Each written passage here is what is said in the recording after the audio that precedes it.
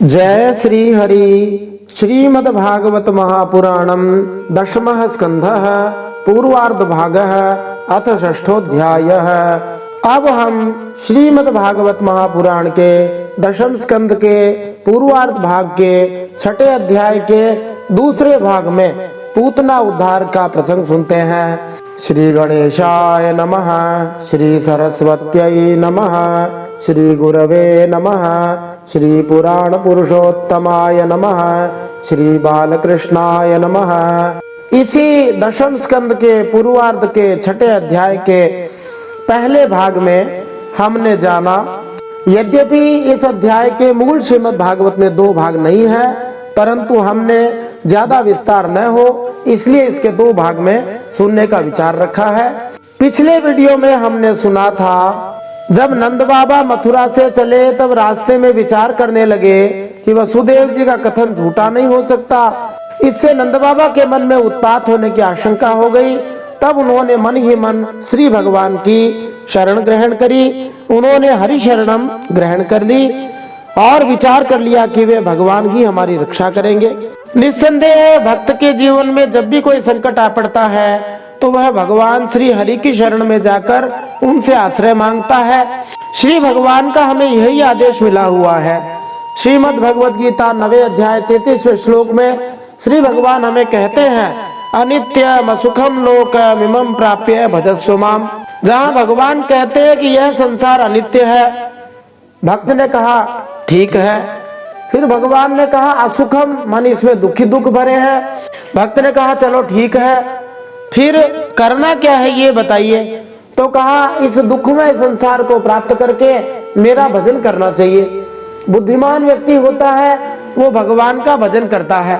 भगवत गीता के 9वें अध्याय के 13वें श्लोक में भगवान यही कहते हैं, महात्मानस्तु माम पार्थ दैवीं प्रकृतिमाश्रिताः भजन्त्यनन्य मनसो। जो महात्मा होते हैं, भक्त होते हैं, वे अनन्य भाव से मेरा ही भजन करते हैं जिससे उनका दुख दूर हो जाए। तो निस्संदेह जब भी हमारे जीवन में कोई संकट आए, श्री हरि की शरण हमें ग्रहण करनी चाहिए। श्री हरि हमारे संकटों को अवश्य दूर कर देंगे। पूतना एक बहुत बड़ी भयानक राक्षसी होती है जो एक प्रकार से बच्चों को मारने वाली होने के कारण डाइन कहला सकती है। आधुनिक भाषा में कुछ इस प्रकार की राक्षसियां होती हैं जो बच्चों को मारकर खा जाया करती हैं। पूतना विशेष रूप से बच्चों को मारने वाली होने के कारण बालघातनी बालग्रह कहलाती है। इसी अध्याय के 27-28वें श्लोक में हम भूतों के अनेक प्रकारों के बारे में सुनेंगे कि भूत कितने प्रकार के होते हैं। उनमें से एक प्रकार है पूतना। तो एक प्रकार से समझो कि पूतना एक प्रकार की भूत है, राक्षसी है।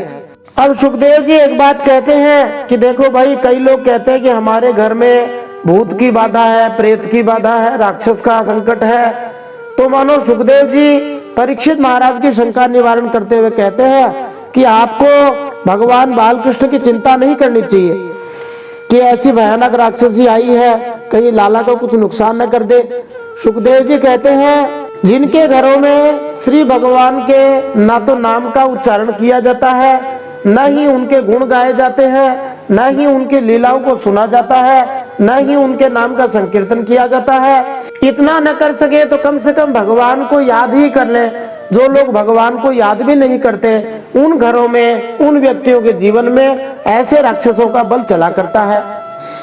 समाधान भी यही दिया है, यदि राक्षसों का बल भूत प्रेतों से बचना हो, श्री भगवान के नाम गुण का, उनकी लीलाओं का आश्रय लेना चाहिए, उनके नाम का संकीर्तन करना चाहिए, हर समय श्री हरि को अपने हृदय में धारण करना चाहिए, उनको याद करना चाहिए। निस्संदेह इससे भूत प्रेत आदि की बाधा नहीं आएगी। पूतना बड़ा सुंदर रूप धारण करके नंद बाबा के घर में पहुंची थी। पूतना को देखकर भगवान बालकृष्ण ने अपनी आंखें बंद कर ली थी। तो कोई पूछ सकता है या कोई तर्क कर सकता है कि क्या भगवान डर गए थे? निस्संदेह है, भगवान डर को भी डराने वाले हैं, भय को भी भीत करने वाले हैं, वे भगवान हैं।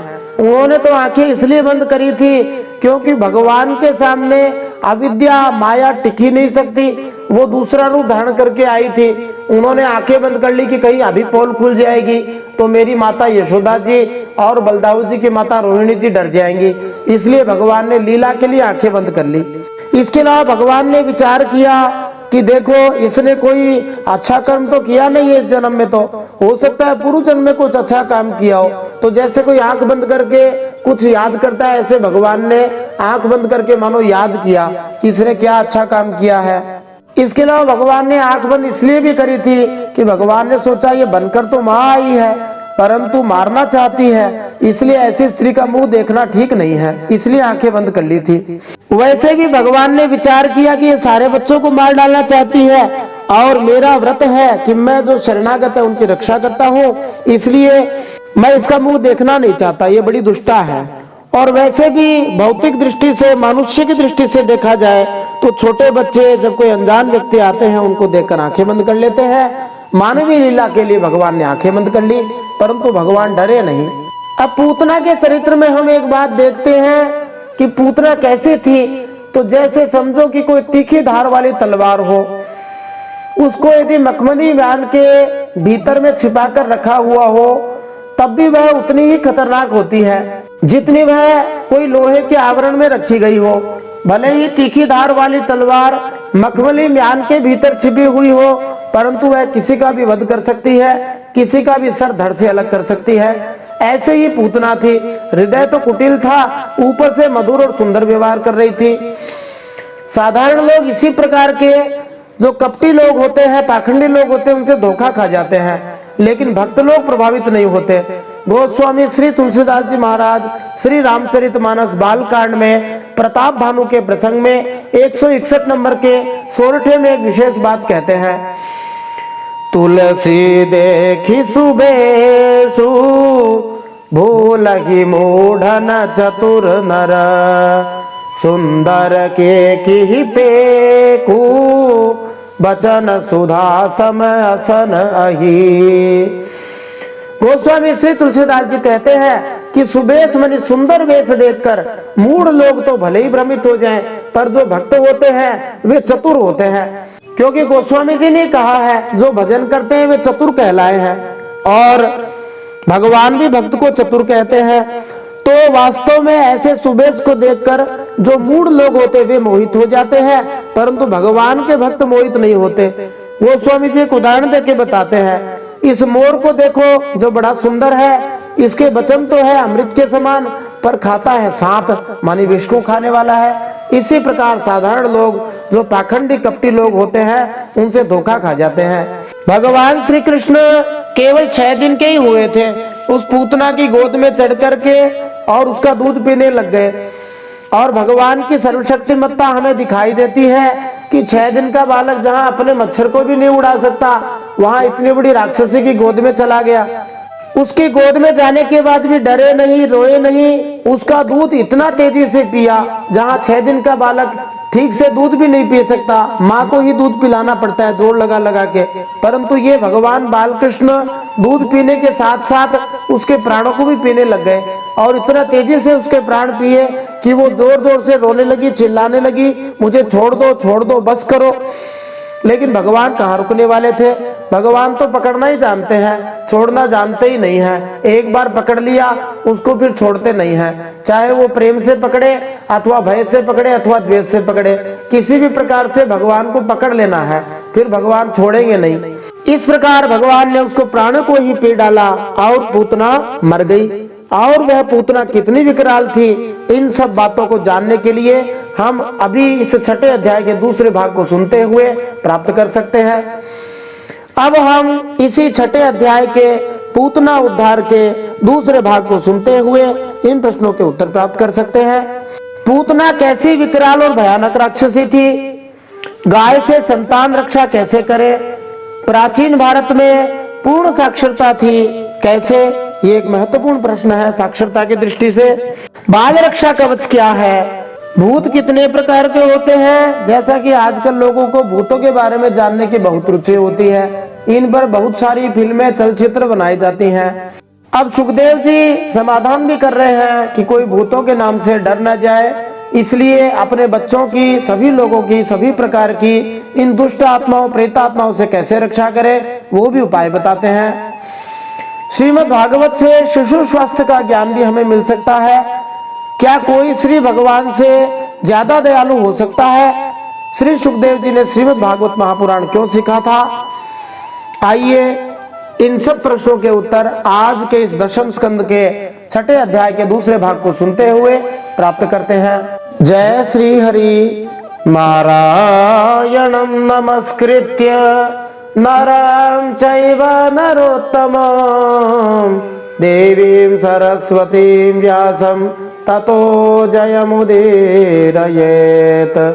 भगवान श्री नर नारायण को प्रणाम करते हुए श्री गणेश जी महाराज, माता सरस्वती, वेदव्यास भगवान को प्रणाम करते हुए, हृदयाराध्य श्री हरि चरणों में प्रणाम करते हुए, भगवत स्वरूप श्रीमद् भागवत को प्रणाम करते हुए, श्री सुखदेव जी और परीक्षित महाराज को प्रणाम करते हुए, अनंत कोटि संत महात्माओं वैष्णवों को प्रणाम करते हुए, भगवान श्री बालकृष्ण को प्रणाम करते हुए अब हम श्रीमद् भागवत महापुराण के दशम स्कंद के पूर्वार्ध भाग के छठे अध्याय के दूसरे भाग में पूतना उद्धार के प्रसंग का श्रवण करेंगे। श्रीमद् भागवत महापुराणम दशमः स्कंधः पूर्वार्ध भागः अथ षष्ठोऽध्यायः द्वितीय भाग है। अब हम इसी अध्याय का दूसरा भाग सुनते हैं।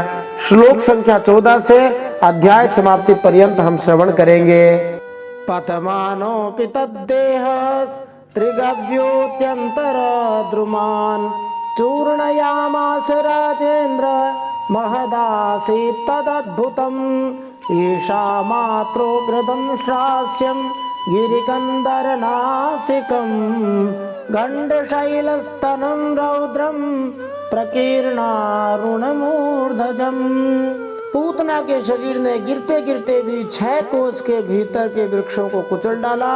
वह बड़ी ही अद्भुत घटना हुई। भगवान श्री कृष्ण द्वारा स्तनपान किए जाने से पूतना को जो पीड़ा हुई, उससे मरते समय पूतना ने न केवल मकान छोड़ दिया, अपितु उसने वह गांव भी छोड़ दिया और उसका विशाल शरीर चारागाह में गिर पड़ा। पूतना का शरीर बड़ा भयानक था। मुंह उसका हल के समान तीखी और भयंकर दाढ़ों से युक्त था। बहुत बड़े बड़े उसके दांत थे। नथुने उसके पहाड़ की गुफा के समान गहरे थे और स्तन पहाड़ से गिरी हुई चट्टानों की तरह बड़े बड़े थे। लाल लाल बाल चारों ओर बिखरे हुए थे। इतना विकराल रूप धारण किए हुए थी वह पूतना। अंधकूपगभीराक्षं पुलिनारोह भीषणं बद्ध सेतु भुजोर्वंग्री शून्यतो यरदोदरं संतत्र सूक्ष्म तद्वीक्ष्य गोपा गोप्यः कलेवरं पूर्वं तु तन्निस्वनित भिन्नरेत कर्णमस्तकाः। उस पूतना की आंखें अंधे कुएं की तरह थी और नितंब नदी के करार की तरह भयंकर, भुजाएं, जांघें और पैर नदी के पुल के समान और पेट सूखे हुए सरोवर की भांति जान पड़ता था। पूतना के उस शरीर को देखकर सबके सब ग्वाल बाल और गोपी डर गए। उसकी भयंकर चिल्लाहट सुनकर उनके हृदय, कान और सिर तो पहले से ही फट रहे थे। बालम च तस्या उरसी क्रीडन्तमकुतो भयं गोप्यस्तूर्णं समभ्येत्य जगृहुर्जात संभ्रमाः यशोदारोहिणीभ्यां ताः समं बालस्य सर्वतः रक्षां विदधिरे सम्यक् गोपोच्छ भ्रमणादिभिः। जब गोपियों ने देखा कि बालक श्री कृष्ण उसकी छाती पर निर्भय होकर खेल रहे हैं, यहाँ पर पूतना के वक्षस्थल पर क्रीड़ा करते हुए भगवान मानो मन ही मन कह रहे थे, ऐसे किसी भक्त का भाव है। क्या भाव है? स्तनन्धयस्य स्तन एव जीविका दाता स्वयास स्वयमानने मम मया च पीतो म्रियते यदि त्वया किं वा ममागः स्वयमेव कथ्यताम्। भगवान श्री कृष्ण मन ही मन सोचते हुए कह रहे थे कि मैं दुर्मुह शिशु हूँ, स्तनपान ही मेरी जीविका है। तुमने स्वयं अपना स्तन मेरे मुंह में दे दिया और मैंने पी लिया। अब इससे यदि तुम मर भी जाती हो तो स्वयं तुम ही बताओ मेरा क्या अपराध है। राजा बलि की एक कन्या थी रत्नमाला। यज्ञशाला में वामन भगवान को देखकर उसके हृदय में पुत्र स्नेह का भाव उदय हो गया। वह मन ही मन अभिलाषा करने लगी कि यदि मुझे ऐसा बालक हो और मैं उसे दूध पिलाऊं तो मुझे बड़ी प्रसन्नता होगी। वामन भगवान ने अपने भक्त बलि की पुत्री के इस मनोरथ का मन ही मन अनुमोदन किया। वही द्वापर में पूतना हुई और भगवान श्री कृष्ण के स्पर्श से उसकी लालसा पूर्ण हो गई। जब भगवान श्री कृष्ण इस प्रकार निर्भय होकर खेल रहे थे, तब सभी गोपियां बड़ी घबराहट और उतावली के साथ झटपट वहां पहुंच गई तथा भगवान श्री कृष्ण को उठा लिया। ये है पूर्ण पुरुषोत्तम भगवान श्री कृष्ण। यद्यपि योग शक्ति से पूतना अपने शरीर को घटा बढ़ा सकती थी और उसी के अनुपात में शक्ति प्राप्त करते थे, किंतु भगवान चाहे जिस रूप में क्यों ना हो समान रूप से शक्तिशाली रहते हैं। भगवान चाहे वे बालक हो या युवक, वे रहते हैं वैसे ही शक्तिशाली। उन्हें ध्यान या किसी अन्य बाह्य प्रयास से शक्तिशाली बनने की आवश्यकता नहीं होती।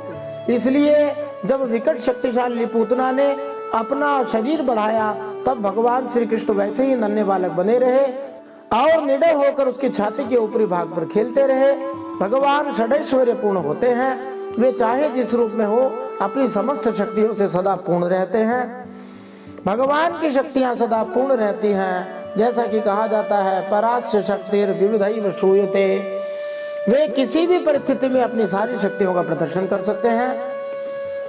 फिर यशोदा और रोहिणी के साथ गोपियों ने गाय की पूंछ घुमाने ऐसे उपायों के द्वारा बालक श्री कृष्ण के अंगों की सब प्रकार से रक्षा की।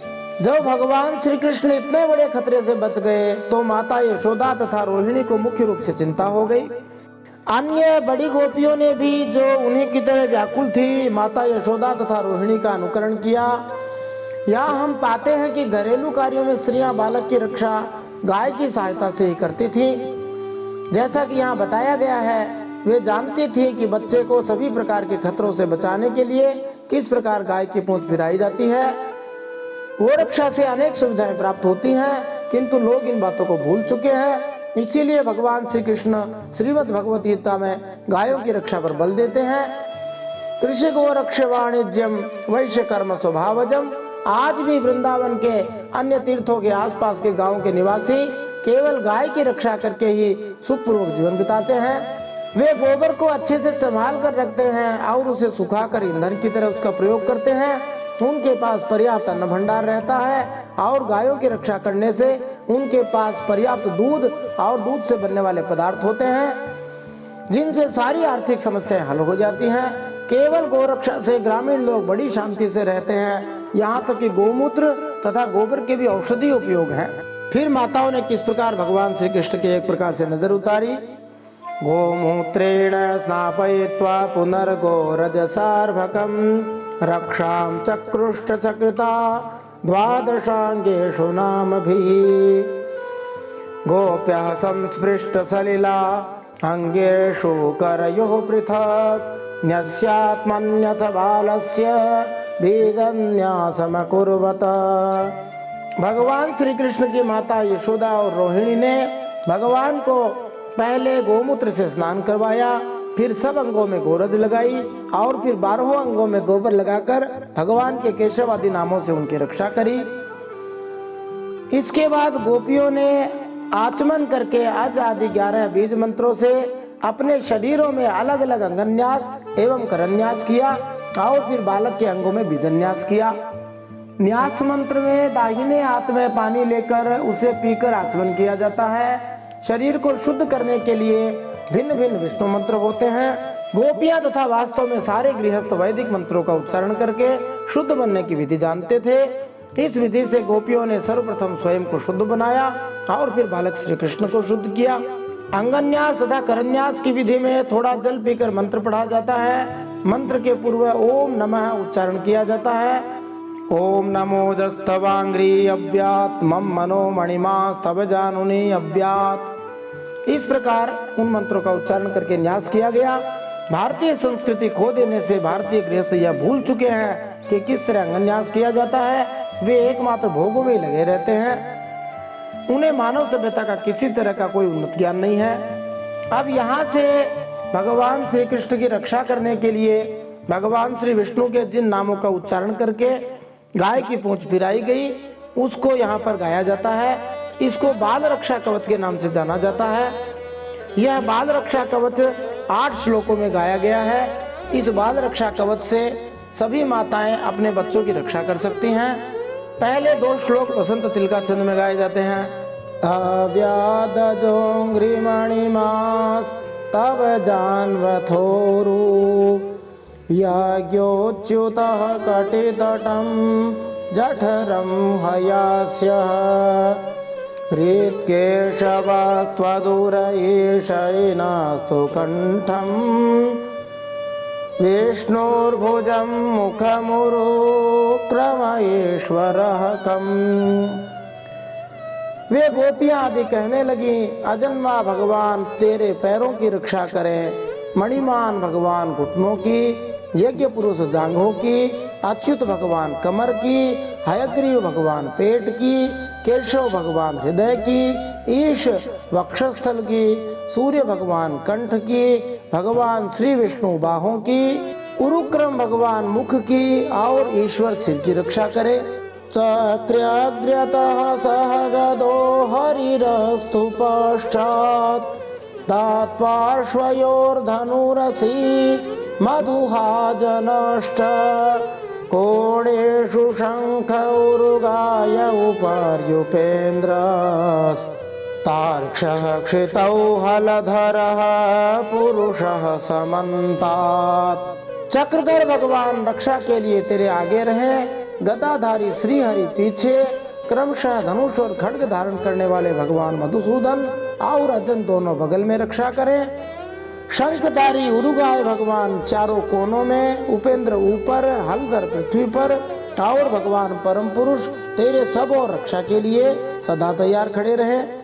किसान खेतीहरों के घरों में भी जो सभ्यता की आधुनिक विधियों में बढ़े चढ़े नहीं थे, स्त्रियां गोबर तथा गोमूत्र के द्वारा मंत्र पढ़कर बच्चों की रक्षा करना जानती थी। बड़े से बड़े खतरों से महती सुरक्षा प्रदान करने की यह एक सरल तथा व्यावहारिक विधि थी। इसे कैसे करना है लोगों को जानना चाहिए, क्योंकि यह वैदिक सभ्यता का अंग है। अब अनुष्टुप छंदों में इस बाल रक्षा कवच को गाया जाता है। इंद्रियाणि ऋषिकेशः प्राणान् नारायणो वतु श्वेतद्वीपपतिश्चित्तं मनो योगेश्वरो वतु कृष्णगर्भस्तुते बुद्धि मात्मानं भगवान् परः क्रीडन्तं पातु गोविन्दः शयानं पातु माधवः। ऋषिकेश भगवान इंद्रियों की और नारायण प्राणों की रक्षा करे। इस रक्षा के माध्यम से हम हमारी रक्षा के लिए भी श्री भगवान के नामों का उच्चारण करते हुए श्री भगवान से प्रार्थना कर सकते हैं। वास्तव में भगवान की तो रक्षा हो ही हुई है, ये तो हमारे जैसे जीवों की रक्षा के लिए है। श्वेत द्वीप के अधिपति चित्त की रक्षा करें, योगेश्वर भगवान मन की रक्षा करें। कृष्ण गर्भ तेरी बुद्धि की अर्थात भगवान बालकृष्ण की बुद्धि की रक्षा करें और परमात्मा भगवान तेरे अहंकार की रक्षा करें। खेलते समय गोविंद रक्षा करें, सोते समय माधव रक्षा करें। व्रजन्तमव्याद वैकुंठ आसीनं त्वां श्रियः पतिः भुंजानं यज्ञ भुक्पातो सर्वग्रह भयंकरः। चलते समय भगवान वैकुंठ, बैठते समय भगवान श्रीपति तेरी अर्थात बालकृष्ण की रक्षा करें, हमारी रक्षा करें। भोजन के समय समस्त ग्रहों को भयभीत करने वाले यज्ञ भोक्ता भगवान तेरी रक्षा करें। डाकिन्यो यातो धान्यश्च कूष्माण्डायैर्भकग्रहाः भूत प्रेत पिशाचाश्च यक्ष रक्षो विनायकाः। डाकिनी राक्षसी और कूष्मांड आदि बालग्रह, भूत प्रेत पिशाच यक्ष राक्षस और विनायक, इनके अलावा कोटरा रेवती ज्येष्ठा पूतना मातृकादयः उन्मादाये यपस्मारा देह प्राणेन्द्रियद्रुहः स्वप्न दृष्टा महोत्पाता वृद्ध बालग्रहाश्च ये सर्वे नश्यन्तु ते विष्णोर्नाम ग्रहण भीरवः। भूत प्रेत पिशाच यक्ष राक्षस विनायक के अलावा कोटरा रेवती ज्येष्ठा पूतना मातृका आदि शरीर प्राण तथा इंद्रियों का नाश करने वाले उन्माद मानी पागलपन एवं अपस्मार मानी मृगी अर्थात मिर्गी आदि रोग, स्वप्न में देखे हुए महान उत्पात, वृद्ध ग्रह और बालक ग्रह आदि, ये सभी अनिष्ट भगवान श्री विष्णु का नामोच्चारण करने से भयभीत होकर नष्ट हो जाए। बोलिए हरिनाम संकीर्तन की जय। इस प्रसंग को पढ़कर भावुक भक्त भगवान से कहता है, हे भगवान, ऐसा लगता है आपकी अपेक्षा भी आपके नाम में ज्यादा शक्ति है, क्योंकि आप त्रिलोकी की रक्षा करते हैं और नाम आपकी रक्षा करता है। एक और बात यहाँ ध्यातव्य है, हम शरीर को तिलक से सजाते समय श्री विष्णु भगवान के 12 नामों का उच्चारण करके शरीर को सुरक्षा प्रदान करते हैं। इसीलिए वैष्णव लोग 12 तिलक किया करते हैं। यद्यपि गोविंद या भगवान श्री विष्णु एक ही हैं, किंतु उनके विभिन्न नाम तथा रूप हैं जिनसे वे भिन्न भिन्न कार्य करते हैं। किंतु यदि किसी को एक साथ सारे नाम स्मरण नहीं रहते तो वह एकमात्र भगवान श्री विष्णु, भगवान श्री विष्णु, भगवान श्री विष्णु इसका उच्चारण करके और भगवान श्री विष्णु का सदैव चिंतन कर सकता है। विष्णुर आराधनम परम, पूजा का यही सर्वोच्च रूप है। यदि कोई निरंतर श्री विष्णु का स्मरण करे तो भले ही उसे दुष्ट आत्माएं सताती हो, किंतु उसकी रक्षा निस्संदेह हो सकती है। आयुर्वेद शास्त्र की संस्तुति है, औषधे चिंतयेद विष्णुम। यहाँ तक कि औषधि लेते समय, दवाई लेते समय भी भगवान श्री विष्णु का स्मरण करना चाहिए, क्योंकि दवाई ही सब कुछ नहीं होती है। भगवान श्री विष्णु असली रक्षक हैं। यह संसार विपदाओं से भरा हुआ है, अतः मनुष्य को वैष्णव बनकर निरंतर श्री विष्णु भगवान का चिंतन करना चाहिए। श्री भगवान के हरि नाम का संकीर्तन करने से यह अधिक सुगम हो जाता है, सरल हो जाता है। इसलिए श्री चैतन्य महाप्रभु ने संस्तुति की है, कीर्तनीय सदा हरि ही। श्री हरि के नाम का सदा ही संकीर्तन करते रहना चाहिए। परम विजयते श्री कृष्ण संकीर्तनम तथा कीर्तनादेव कृष्णस्य मुक्त संगः परम व्रजेत। ये सब बातें चैतन्य महाप्रभु ने हमें बताई कि भगवान के नामों का संकीर्तन करना चाहिए। श्री शुक उवाच इति प्रणयवद्धाभिर्गोपीभिः कृतरक्षणं पाययित्वा स्तनं माता सन्न्यवेशयदात्मजम् तावन्नन्दादयो गोपा मथुराया व्रजं गताः विलोक्य पूतना देहं बभूवोरति विस्मिताः। श्री सुखदेव जी कहते हैं, इस प्रकार गोपियों ने प्रेम पास में बंधकर भगवान श्री कृष्ण की रक्षा की। माता यशोदा ने अपने पुत्र को स्तन पिलाया और फिर पालने पर सुला दिया। जब बालक अपनी माता के स्तनों का दूध पीता है तो यह स्वस्थता का शुभ लक्षण है। इसलिए ज्येष्ठ गोपियां भगवान श्री कृष्ण को सुरक्षा प्रदान करने के लिए केवल मंत्रोच्चारण से संतुष्ट नहीं हुई, अपितु उन्होंने इसकी परीक्षा भी कर ली कि उनके बालक का स्वास्थ्य ठीक है या नहीं। जब बालक ने स्तन से दूध पी लिया तो पुष्टि हो गई कि बालक स्वस्थ है, और जब गोपियां पूरी तरह तुष्ट हो गई तो उन्होंने बालक को उसके बिस्तर पर लिटा दिया। इसी समय नंद बाबा और उनके साथी गोप मथुरा से गोकुल में पहुंच गए। जब उन्होंने पूतना का भयंकर शरीर देखा तब वे आश्चर्यचकित हो गए थे। नंद बाबा को आश्चर्य होने के कई कारण समझे जा सकते हैं। पहला तो ये कि ग्वालों ने इसके पहले वृंदावन में इतना विशाल शरीर कभी देखा नहीं था, इसलिए सभी लोग आश्चर्यचकित थे। क्योंकि पूतना का शरीर 6 कोस इतना लंबा था, 18 किलोमीटर लंबा। फिर वे विचार करने लगे कि आखिर इतना विशाल शरीर आया कहाँ से?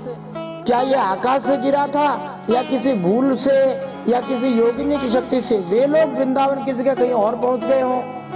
वे ठीक से अनुमान नहीं कर सके कि क्या हुआ, इसीलिए वे आश्चर्यचकित हो रहे थे। नूनम बतर्षि संजातो योगेशो वा समाससः स एव दृष्टो युत्पातो यदाहानकदुन्दुभिः कलेवरं परशुभिः छित्त्वा तत्ते व्रजौकसः दूरे क्षिप्त्वा वयवशो यतहं काष्ठधिष्ठितम्। वे सभी गोप आश्चर्य से कहने लगे, अवश्य ही वसुदेव जी के रूप में किसी ऋषि ने जन्म लिया है, अथवा संभव है वसुदेव जी पूर्व जन्म में कोई योगेश्वर रहे हों, क्योंकि उन्होंने जैसा कहा था वैसा ही हो गया। इस श्लोक में क्षत्रियों तथा भोले वैश्यों का अंतर प्रकट होता है। वसुदेव जी राजनीतिक स्थिति का अध्ययन करके देख सकते थे कि क्या होने वाला है, जबकि खेती करने वाले राजा नंद महाराज इतना ही अनुमान लगा सकते थे कि वसुदेव महाराज महान संत हैं और उन्हें योग शक्ति प्राप्त हो चुकी है। वास्तव में वसुदेव जी के अधीन सारी योग शक्तियां थी, अन्यथा वे भगवान श्री कृष्ण के पिता कैसे बनते? किंतु वास्तविकता तो यह थी कि कंस की राजनीतिक हलचलों का अध्ययन करके वसुदेव जी ने उत्पातों को पहले ही देख लिया था और नंद बाबा को सतर्कता बरतने के लिए सावधान किया था। नंद बाबा इस घटना की भविष्यवाणी को वसुदेव की आश्चर्यजनक योग शक्ति से संभव मान रहे थे।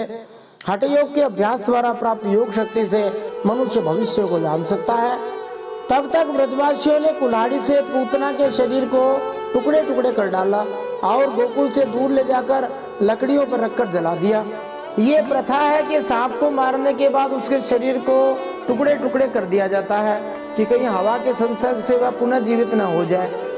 सांप को मार देना ही पर्याप्त नहीं होता है, मारने के बाद इसे टुकड़े टुकड़े करके जला देना चाहिए, इससे खतरा जाता रहेगा। पूतना एक विशाल सर्प की तरह थी, इसलिए ग्वालों ने इन्हीं सावधानियों को ध्यान में रखकर उसके शरीर को जलाकर भस्म कर डाला। दह्यमानस्य देहस्य धूमश्चा गुरु सौरभः उत्थितः कृष्ण निर्भुक्ता सपद्या हत पाप्मनः। पूतना लोक बालग्नि राक्षसी रुधिराशना जिघांसयापि हरये स्तनम दत्वापसद्गतिम। जब पूतना का शरीर जलने लगा तब उसमें से ऐसा धुआं निकला जिसमें से अगर किसी सुगंध आया करती थी। क्यों न हो श्री भगवान ने जो उसका दूध पी लिया था, जिससे उसके सारे पाप तो तत्काल ही नष्ट हो गए थे। हरि भक्ति का कृष्ण भावना का ऐसा ही प्रभाव होता है। यदि कोई व्यक्ति अपनी इंद्रियों को श्री भगवान की सेवा में लगाकर किसी तरह श्री भगवान की भक्ति करना आरंभ कर दे तो वह सारे भौतिक पापों से तुरंत मुक्त हो जाता है। यहाँ तक कि श्रृण्वतां स्वकथा कृष्ण पुण्य श्रवण कीर्तन है, भगवान श्री कृष्ण की लीलाओं को सुनने मात्र से जीवन की शुद्धि हो जाती है। पुण्य श्रवण कीर्तन है अर्थात केवल सुनने तथा कीर्तन करने से मनुष्य शुद्ध बन सकता है। इसलिए भक्ति में सेवा संपन्न करते समय श्रवण कीर्तन अत्यंत महत्वपूर्ण होता है। जब येन केन प्रकारेण प्रत्यक्ष या अप्रत्यक्ष रीति से पूतना से स्तनपान कराकर श्री भगवान की सेवा में उसे लगाया गया तो वह तुरंत शुद्ध बन गई। यहाँ तक कि जब उसका दुष्ट भौतिक शरीर जलकर क्षार हो गया, राख हो गया, तो उसे अगरू की सुगंध निकल पड़ी, जो कि अत्यंत अच्छी लगने वाली सुगंधित जड़ी बूटी होती है। पूतना एक राक्षसी थी, लोगों के बच्चों को मार डालना, उनका खून पी जाना, यही उसका काम था। भगवान को भी उसने मार डालने की इच्छा से ही दूध पिलाया था, फिर भी उसे वह परम गति मिली जो सत्पुरुषों को महापुरुषों को मिला करती है। किम पुनः श्रद्धया भक्त्या कृष्णाय परमात्मने यच्छन् प्रियतमं किं नु रक्तास्तन्मातरो यथा पद्भ्यां भक्त हृदिस्थाभ्यां मन्द्याभ्यां लोकवन्दितैः अंगम यस्याः समाक्रम्य भगवान अपि वत्स्तनम। जब भगवान ने पूतना को परम गति दे दी और क्योंकि वह दूध पिलाने आई थी, ऐसी स्थिति में जो परब्रह्म परमात्मा भगवान श्री कृष्ण को श्रद्धा और भक्ति से माता के समान अनुराग पूर्वक प्रेम से अपनी प्रिय से प्रिय वस्तु और उनको प्रिय लगने वाली वस्तु समर्पित करते हैं, उनके संबंध में तो कहना ही क्या है। इसका भाव यह है कि पूतना को भगवान श्री कृष्ण से कोई स्नेह नहीं था, बल्कि वह उनसे ईर्ष्या करती थी और मारना भी चाहती थी। फिर भी जाने अनजाने उसने उन्हें अपना दूध पिलाकर परम गति प्राप्त कर ली। किंतु वात्सल्य प्रेम में अनुरक्त भक्तों की भेंट अत्यंत निष्ठायुक्त होती है। माता अपने पुत्र को स्नेह तथा प्रेम से कोई वस्तु भेंट करना चाहती है तो उसमें ईर्ष्या का प्रश्न ही नहीं रहता। इसलिए यहाँ हम तुलनात्मक अध्ययन कर सकते हैं। यदि पूतना उपेक्षा भाव से ईर्ष्या पूर्वक भगवान श्री कृष्ण को कुछ समर्पित करके आध्यात्मिक जीवन का ऐसा सर्वोच्च पद मोक्ष पद प्राप्त कर सकती है, तो भला माता यशोदा तथा अन्य गोपियों के विषय में क्या कहा जाए, जिन्होंने भगवान श्री कृष्ण की सेवा लाड प्यार के साथ की और भगवान श्री कृष्ण की तुष्टि के लिए हर वस्तु अर्पित कर दी। गोपियों को स्वतः परम पद प्राप्त हो गया। भगवान के चरण कमल सबके वंदनीय ब्रह्मा शंकर आदि देवताओं के द्वारा भी वंदित हैं। वे भक्तों के हृदय की पूंजी हैं। उन्हीं चरणों से भगवान ने पूतना का शरीर दबाकर उसका स्तनपान किया था।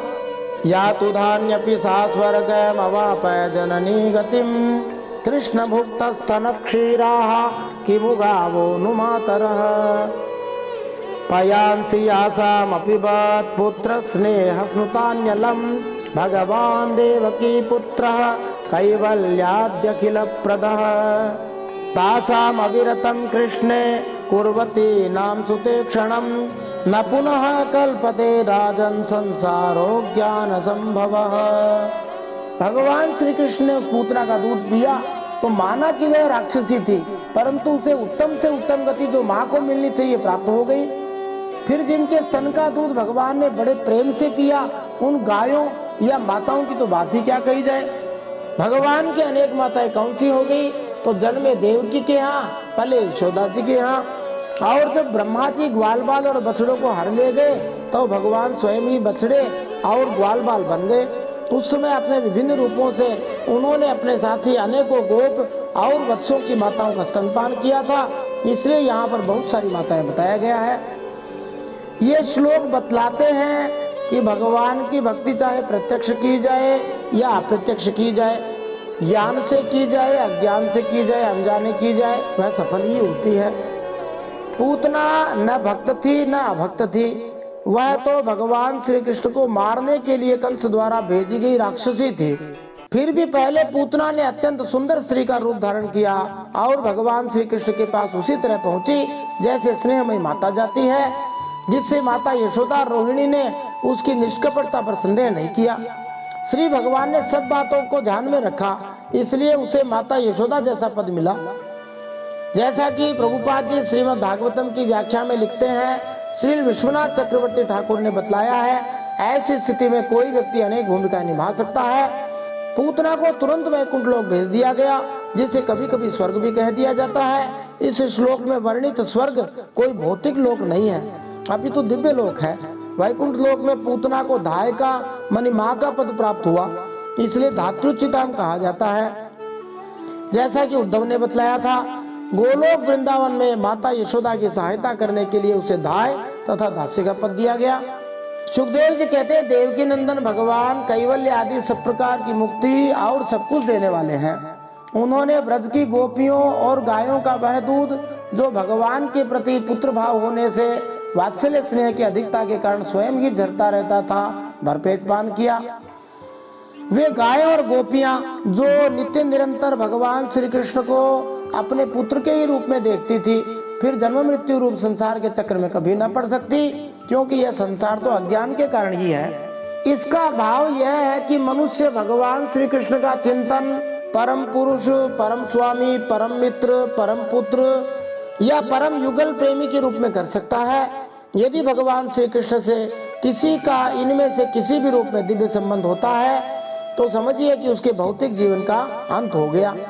यह श्लोक इस बात की भी पुष्टि करता है कि जो भक्त भगवान श्री कृष्ण से किसी विशेष संबंध में बंध कर निरंतर ध्यान करते हैं, वे इस भौतिक संसार में फिर वापस नहीं आते। इस भौतिक संसार में भी वही संबंध है।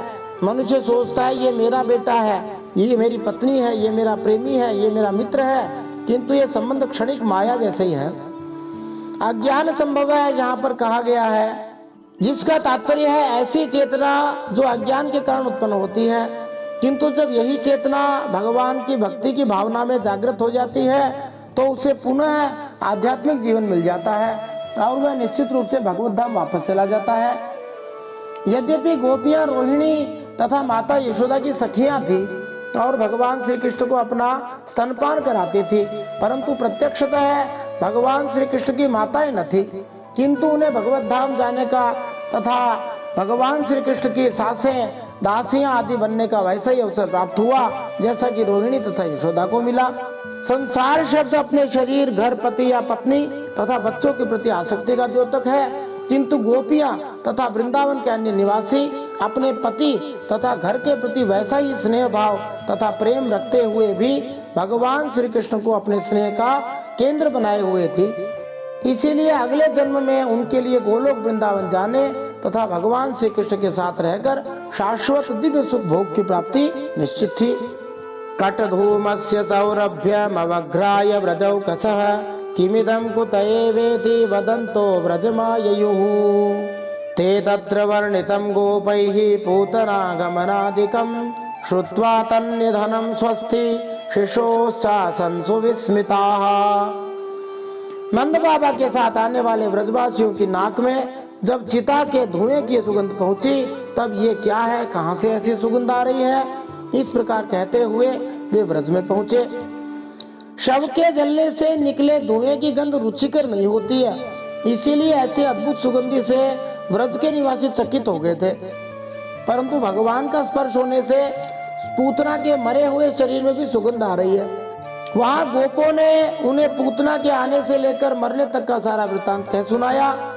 वे लोग पूतना की मृत्यु और श्री कृष्ण के कुशल पूर्वक बच जाने की बात सुनकर बड़े ही आश्चर्यचकित हुए। नंदः स्वपुत्रमादाय प्रेत्यागतमुदारधीः मूर्ध्न्युपाग्राय परमां मुदं लेभे कुरुद्वः य एतत् पूतना मोक्षं कृष्णस्यार्भकमद्भुतम् शृणुयात् श्रद्धया मर्त्यो गोविंदे लभते रतिम्। उदार शिरोमणि नंद बाबा ने मृत्यु के मुख से बचे हुए अपने लाला को गोद में उठा लिया और बार बार उसका सिर सूंघकर मन ही मन बहुत आनंदित हुए। नंद बाबा ये समझ ही नहीं पाए कि उनके घर के लोगों ने किस तरह पूतना को घर में घुसने दिया, न ही वे इस स्थिति की गंभीरता का अनुमान लगा सके। वे ये भी समझ नहीं पाए कि भगवान श्री कृष्ण ने पूतना को मारना चाहा था और उनकी लीलाएं योग माया द्वारा संपन्न की गई। नंद बाबा ने तो केवल इतना ही सोचा कि किसी ने उनके घर में घुसकर उत्पात मचा दिया है। यही नंद महाराज का भोलापन था। श्री सुखदेव जी कहते हैं, यह पूतना मोक्ष भगवान श्री कृष्ण की अद्भुत बाल लीला है, जिसमें भगवान श्री कृष्ण ने केवल छठे दिन ही पूतना नाम की भयानक राक्षसी को मार दिया था। जो मनुष्य श्रद्धा से इसका श्रवण करता है उसे भगवान श्री कृष्ण के प्रति प्रेम प्राप्त हो जाता है।